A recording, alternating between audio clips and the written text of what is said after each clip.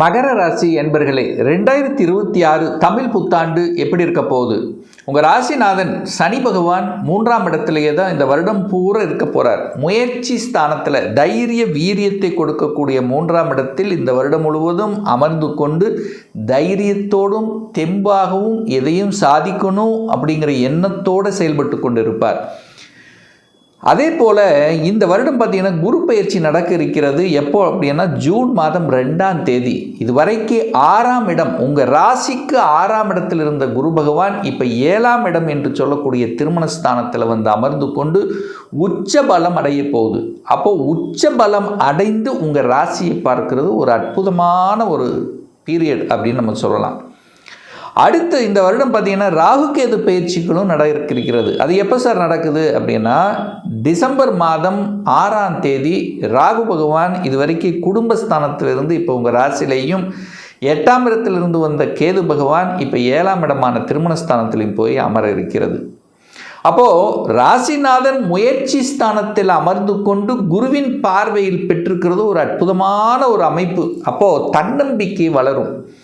அப்போ இதுவரைக்கும் ஒரு குழப்பமான மனநிலையில் இருக்கின்றவர்கள், நான் இன்னும் முன்னேற முடியல, உயர்வு அடைய முடியல என்று இருக்கக்கூடிய மகரத்துக்கு இந்த வருடம் கண்டிப்பாக உயர்வை சந்திக்கக்கூடிய ஒரு வருடம் தான். சார் எப்படி சார் சொல்கிறீங்க? உங்கள் ராசியை குரு பார்க்குறார். காலச்சக்கரத்தினுடைய 9க்குரியவனான குரு பகவான், காலச்சக்கரத்தினுடைய 10க்குரியவனான சனி பகவான், அந்த 2 கனெக்ட் ஆகுது அப்போ மிகப்பெரிய பொருளாதார உயர்வை தரக்கூடிய ஒரு வருடமாக கண்டிப்பாக இருக்க போகுது. அதே சமயத்தில் குரு உங்கள் ராசியை பார்க்குறார். முயற்சி ஸ்தானத்தின் அதிபதியான குரு பகவான் உங்கள் ராசியை பார்க்கிறது. அப்போ கடவுளினுடைய அனுகிரகம் என்பது கண்டிப்பாக உண்டு. போன வருஷம் எத்தனையோ பிரார்த்தனை பண்ணோம் சார், எத்தனையோ வழிபாடு எடுத்தோம், பெருசாக நன்மைகள் நடக்கலை அப்படின்னு இருக்கக்கூடியவர்களுக்கெல்லாம் இந்த வருடம் மிகப்பெரிய நன்மைகள் தர காத்து கொண்டு இருக்குது. அதே சமயத்தில் செலவும் இருக்கும். விரைய செலவுகள் விட சுப விரயங்கள், நிறைய சுப விரயங்கள் செய்வீங்க. என்ன, வீடு கட்டி வீடு புண்ணியரசனம் செய்வது, குழந்தைகளுக்கு திருமணம் செய்வது, குழந்தைகளுக்கு வேண்டிய அத்தனை விஷயங்களும் செய்து தரக்கூடிய ஒரு வருடமாக இந்த மகரத்துக்கு அமைய போகுது. அப்போது அந்த குரு பகவான் உங்கள் ராசியை பார்க்கக்கூடிய நிகழ்வு இந்த ஜூன் மாதம் நடக்குது. இந்த ஜூன் மாதத்துக்கு அப்புறம் நல்லவைகள் நடக்கும். ஏன்னா குரு அப்படிங்கிறது ஒரு சுப கிரகம் 7ஆம் இடத்துல வந்து அமர்க்கும். அப்படிங்கும்போது அந்த குரு பலன் இருக்குது. இப்போ நிறைய பேர்த்துக்கு திருமணம் நடக்கும். குரு உச்ச பலம் அடைய போகுது. அப்போ மகர ராசி அன்பர்களுக்கு இந்த வருடம் ஜூன் மாதத்துக்கு அப்புறம் திருமண வாய்ப்புகள் கைகூடும். எத்தனையோ வாய்ப்புகள் வந்து சார் திருமணம் செட் ஆகலை, வரணும் பார்த்தோம் ஒன்றும் நடக்கலை, அல்லது ஒன்று வரன் கரெக்டாக அமையலை, அல்லது பையன் அல்லது பொண்ணு திருமணம் வேண்டாம் அப்படின்னு சொல்லிட்டு இருந்தாங்க. ஏதோ ஒரு வகையில் ஒரு குளறுபடிகளோடு இருக்கக்கூடிய இந்த மகரத்துக்கு இந்த ஜூன் மாதத்துக்கு அப்புறம் திருமண வாய்ப்புகள் தேடி வரும். தங்கு தடை இல்லாமல் டக்குன்னு நடக்கும்.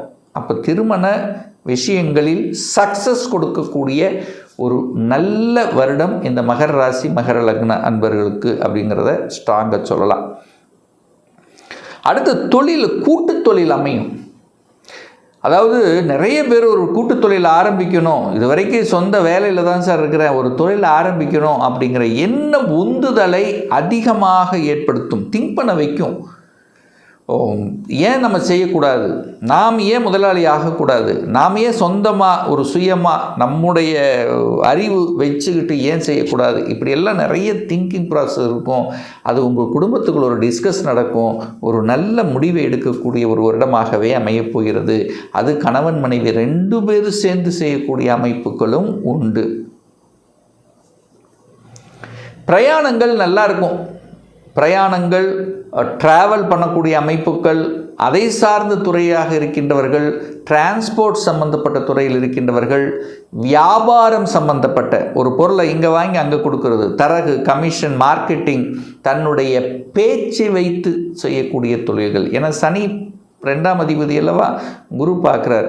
அப்போ பேச்சை வைத்து செய்யக்கூடிய தொழில்கள் இதெல்லாமே நல்லபடியாக இருக்கக்கூடிய அமைப்புகள், சந்தர்ப்பங்கள் உண்டு. முதலீடுகள் கண்டிப்பாக ஏற்படுத்தும். அதே சமயத்தில் பார்த்திங்கன்னா ஒப்பந்தங்களை கொடுக்கும். வியாபாரம் நல்லா இருக்கும், நல்லபடியாக நடக்கும். சிறு வியாபாரம், பெரிய வியாபாரம், எந்த மாதிரியான வியாபாரமாக இருந்தாலும் மகரத்துக்கு நல்லது நடக்க போகுது அப்படின்னு சொல்லலாம்.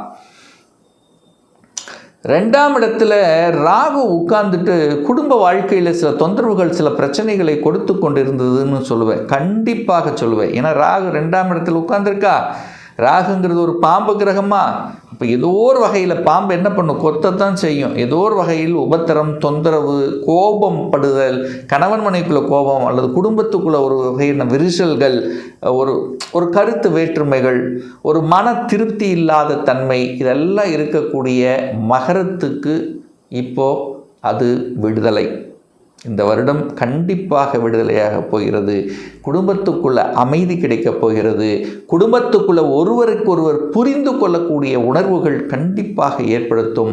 திருமண பந்தத்தில் விலகியிருந்தவர்கள் கூட ஒன்று சேர்வதற்கான வாய்ப்புகள், சந்தர்ப்பங்கள் உண்டு. ஏற்கனவே குடும்ப உறவுகளிலிருந்து பிரிந்தவர்கள், டிவோர்ஸ் ஆனவர்கள் 2ஆம் திருமணம், மறுமணம் செய்யக்கூடிய எண்ண உணர்வுகள், ஆசைகளை தூண்டக்கூடிய ஒரு வருடமாக இந்த மகரத்துக்கு நிச்சயமாக அமையும். நிறைய பேர் சொந்த வீடு வாங்குவீங்க. ஒரு சின்ன இடம் வாங்கி வச்சுருப்பீங்க. இப்போ அதில் கட்டணும் அப்படிங்கிற எண்ணங்களை உருவாக்கும். இடம் வாங்கி வைத்தவர்கள் இப்போ வீடு கட்டக்கூடிய எண்ணங்கள், இல்லை சார் நான் இடமெல்லாம் வாங்கலை, கட்டின வீட்டை வாங்கக்கூடிய எண்ண உணர்வுகள் கண்டிப்பாக உண்டு. அப்போது வாடகையில் இருந்தவர்கள் நிறைய, ஒரு 10 வருஷமாக வாடகை இருந்துட்டோம் சார், வாடகை பணத்தை கொடுத்த பணத்தை வச்சுருந்தா கூட இப்போ சொந்த வீடு அமைச்சிருக்கலாம் அப்படிங்கிற உணர்வுகள் எல்லாம் இப்போ கண்டிப்பாக உங்களுக்குள்ள ஓடும். இந்த வருடம் உங்களுக்கு உண்டான ஒரு சொந்த வீடு அமையக்கூடிய யோகம், அதிர்ஷ்டம் இந்த வருடம் நிச்சயமாக மகரத்துக்கு உண்டுங்கிறத ஸ்ட்ராங்காக நம்ம இந்த இடத்துல சொல்லலாம். இந்த எதிர்ப்புகள், பகைகள் விலகும். கடன் குறையுங்க. கடன் நிறைய இருக்குது சார், கடன் கட்டுக்கெடுக்காமல் இருக்குது. ஒரு எப்படி தான் கடனை கட்ட போகிறேன், எப்படியாவது இந்த வருடம் கடன் அப்படியே படிப்படியாக குறையக்கூடிய அமைப்புகள், சந்தர்ப்பங்களை உருவாக்கும். அதை கெட்டியாக பிடித்து கொள்வதும் சிறப்பு. எதிர்ப்புகள் விலகும். வேலை மாற்றத்துக்கான அமைப்புங்கிறது இருக்குது. அப்போது நீங்கள் என்ன படிச்சிருக்கீங்களோ அந்த படிப்புக்குண்டான மாற்றங்கள் அப்படிங்கிறது உண்டு. இப்போதைக்கு நான் ஏதோ ஒரு வேலையில் இருக்கிறேன் சார் அப்படின்னு இருக்கிறவங்களில் இப்போ உங்களுடைய அறிவு, நீங்கள் என்ன படிச்சிருக்கீங்களோ அதை சார்ந்த ஜாபில் என்ட்ரி ஆகக்கூடிய வாய்ப்புகள், சந்தர்ப்பங்கள் நிச்சயமாக உண்டு அப்படிங்கிறத சொல்லுவேன். அதே சமயத்தில் நிறைய பேர் குரு உச்சமல்ல, நிறைய பேர் பாக்கியம், குழந்தை பாக்கியம் கிடைக்கும் இந்த வருடம். இந்த மகரத்துக்கு ஒரு 2-3 வருஷமாக குழந்தை பாக்கியம் இல்லை என்று நினைத்து கொண்டு ஏங்கிக் கொண்டு அதனால் மனக்கஷ்டம், அதனால் குடும்பத்தில் பிரச்சனை, அந்த குழந்தை பாக்கியம் இல்லை என்கின்ற ஒரு குறை, அது மட்டும்தான் குறை என்று இருக்கக்கூடிய மகர ராசி என்பவர்கள் அந்த குறையை நிவர்த்தி செய்யக்கூடிய ஒரு வருடமாக இருக்கும். நிச்சயமாக இந்த வருடம் உங்கள் குடும்பத்தில் ஒரு குதூகலம், குழந்தை மழலை சத்தம் கேட்கக்கூடிய அமைப்பு நிச்சயமாக உண்டு. ஏன் உண்டு அப்படின்றீங்கன்னா, அந்த குரு குழந்தை காரக கிரகம் உச்சமாக இருந்து உங்களுடைய முயற்சி ஸ்தானத்தையும் உங்கள் ராசி அதிபதியின் லாபஸ்தானத்தை பார்க்கறதுனால கண்டிப்பாக மன மகிழ்ச்சி, சந்தோஷத்தை கொடுக்கக்கூடிய ஒரு நிகழ்வுங்கிறது கண்டிப்பாக எதிர்பார்க்கலாம் மகர ராசி அன்பர்கள்.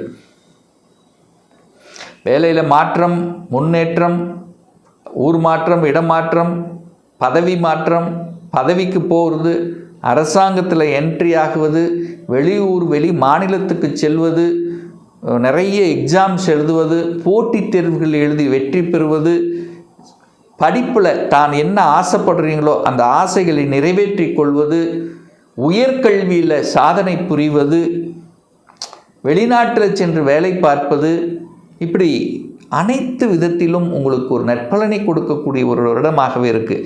ஏன்னா 7.5 சனி முடிஞ்சிருச்சு. 7.5 வருஷமாக நிறைய படிப்பினைகள், நிறைய பாடங்கள், நிறைய அனுபவங்களை கற்றுக்கொண்டிருப்பீர்கள்.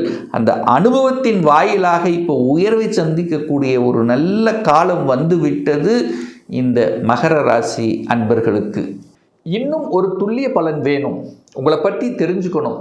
2026 சொந்த தொழில் செய்வதற்கான கொடுப்பினை இருக்கா? அப்படி இருக்கக்கூடிய பட்சத்தில் எப்போ சொந்த தொழில் ஆரம்பிக்கலாம்? எப்போ திருமணம் நமக்கு நடக்கும்? என்ன படிப்பு படித்தால் நம்முடைய ஃப்யூச்சர் நன்றாக இருக்கும்? எப்போ ப்ரமோஷன் கிடைக்கும்? எப்போ இடமாற்றம் கிடைக்கும்? எப்போ நான் வீடு கட்டுவேன்? எப்போ குழந்தை பாக்கியம்? ஸோ இது போன்ற கேள்விகளுக்கு துல்லியமான பலனை நம்மால் கூற முடியும். ஒரு பர்சனல் கன்சல்டேஷன் எடுத்துக்கணும், ஒரு சுய ஜாதகம் பார்க்கணும் என்று விருப்பப்படக்கூடிய அன்பர்கள் டிஸ்பிளே தெரியக்கூடிய நம்பருக்கு வாட்ஸ்அப் மூலியமாகவோ ஃபோன் கால் மூலியமாகவோ தொடர்பு கொண்டு அப்பாயின்மெண்ட் பெற்றுக்கொண்டு நேரடியாகவோ அல்லது ஆன்லைன் மூலமாகவோ கன்சல்டேஷன் எடுத்துக்கலாம். நம்முடைய அலுவலகம் கோயம்புத்தூரில் அமைந்துள்ளது. அதாவது கோயம்புத்தூரிலிருந்து மேட்டுப்பாளையம் செல்லும் வழியில் வெள்ளக்கிணர் பிரிவுக்கு அருகில் அன்னபூர்ணா ஹோட்டலுக்கு அருகாமையில் அமைந்துள்ளது. பிரியர் அப்பாயின்மெண்ட் வாங்கிட்டு நேரடியாக கன்சல்டேஷன் எடுத்துக்கலாம். நிச்சயமாக இந்த பதிவு ஏதாவது ஒரு ரூபத்தில் உங்களுக்கு யூஸ்ஃபுல்லாக இருக்குங்கிறதுல எந்தவித மாற்று கருத்து இல்லை. நம்முடைய சேனலை நீங்கள் ஃபஸ்ட்டு டைம் பார்ப்பவர்கள் என்றால் மறக்காமல் சப்ஸ்கிரைப் பண்ணிக்கிங்க. பக்கத்தில் இருக்கக்கூடிய பெல் பட்டன் மற்றும் ஆல் நோட்டிஃபிகேஷனை கிளிக் பண்ணும்போது நான் போடக்கூடிய அடுத்தடுத்த பதிவுகள் உங்களுடைய நோட்டிஃபிகேஷனில் வந்து சேரும். மீண்டும் ஒரு நல்ல பதிவில் உங்களை சந்திக்கும் வரை உங்களிடமிருந்து விடைபெறுவது உங்கள் அஸ்ட்ராலஜர் டாக்டர் சதீஷ்.